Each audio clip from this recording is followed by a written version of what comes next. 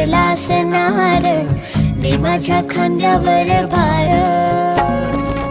थोडा इथं टेकून जा, घास खाऊन माझ्या हातात